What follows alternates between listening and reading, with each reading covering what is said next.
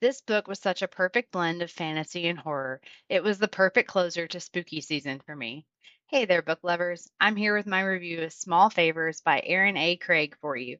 This is a standalone young adult fantasy horror novel by the author of the Sisters of the Salt series, and I'm a huge fan of that one, so I was super excited to stumble upon this book on one of my recent library trips.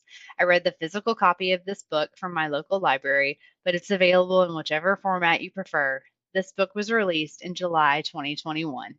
Small Favors is about Ellery Downing, a young girl who lives with her family in the quiet town of Amity Falls.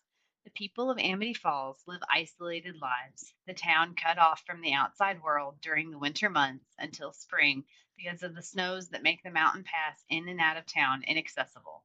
Additionally, the townspeople live their lives by a strict set of rules laid down by the early settlers of Amity Falls to keep the town safe from the monsters that were rumored to stalk the woods that surround the town. But as the seasons begin to change and a supply party goes missing, Ellery and the people of Amity Falls begin to wonder if the monsters have returned to wreak havoc on the town. And when strangers begin to appear in town, exceptionally rare and almost unheard of in Amity Falls, and begin to promise to fulfill the townspeople's deepest desires for just a small favor, Ellery not only wonders who the monsters truly are and what they really want, but struggles in a race against time to save her family, Amity Falls, and the boy she loves before it all goes up in flames. Small Favors is a chilling story about the dangers of isolation, identity, and the importance of caution when making bargains and giving in to desires. Amity Falls and its townspeople are secluded from the rest of civilization because of the town's location within a mountain range and bordered by a nearly impenetrable forest. The town depends on supply runs into a larger city outside the mountain pass before the snows cover them and make them impassable. But when those supply runs are interrupted by strange animal attacks and the town is cut off, it's clear that the isolation begins to take a negative toll on the small community of Amity Falls. The usually close knit town soon turns on one another as they begin to face unexpected hardships, both due to the town's dwindling supplies and the repeated efforts of the strange creatures who have returned to plague the townsfolk. Ellery spends the majority of the book struggling to find out who she is and where she fits in the new world she finds herself in, as the familiarity of Amity Falls begins to unravel around her. All too quickly, she finds herself responsible for taking care of her younger sisters in her parents' absence, but she's also placed in charge of her family's farm and their beehives, responsibilities that would usually fall to her twin brother Sam as the next male relative in the family, who also spends most of the book shirking those responsibilities. Small Favors explores Ellery's ability to stand up for herself and her family, even against the expectations of the small, close minded society of Amity Falls.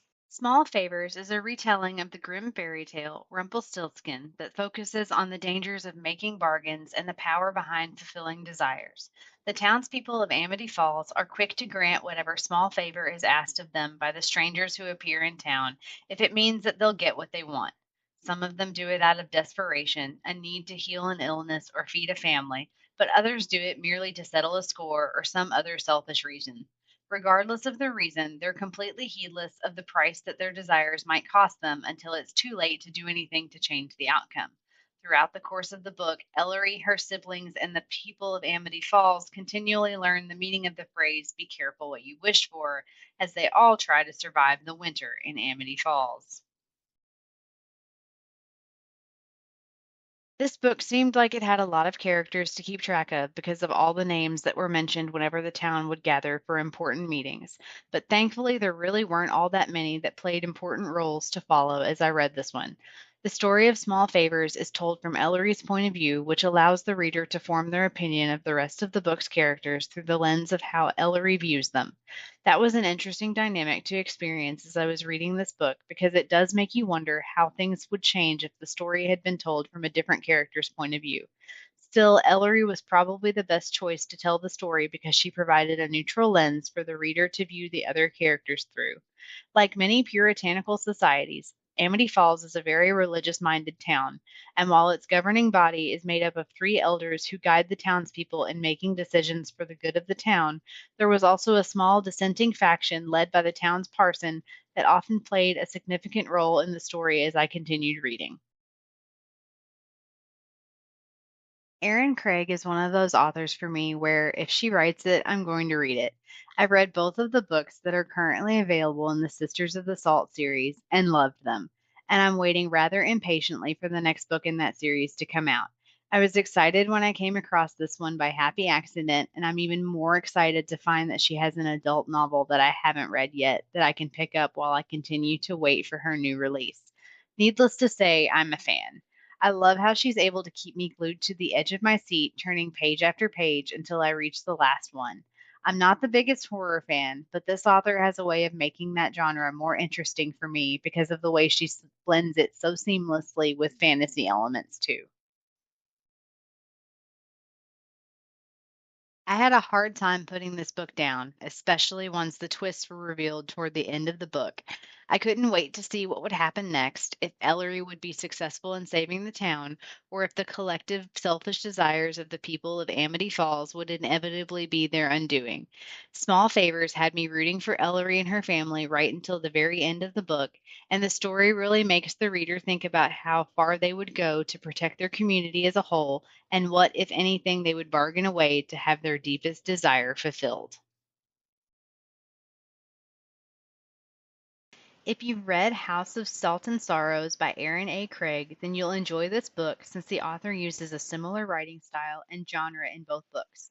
You might also like Small Favors if you've read and enjoyed Winterwood by Shay Earnshaw, since that book also centers around a mysterious forest and has a dark tone to it. But if you haven't read either one of those and you're looking for something dark that's just the right blend of fantasy and horror, then you should definitely pick up Small Favors. Overall, I'd give Small Favors 5 out of 5 stars. The story kept me on the edge of my seat, and I didn't want to put it down once things really got going. And once I did finish it, the ending stayed with me for days afterward, which is always a sign of really good writing for me. So, whether this is your first read by this author or you've read some of her other books, I would absolutely recommend checking this one out. Well, did I convince you to give this one a try, even though spooky season is technically over, or have you already read it? Let me know if you have and what you thought in the comments. Don't forget to like and subscribe to the channel for more content and to find out what's next. See you next time and happy reading!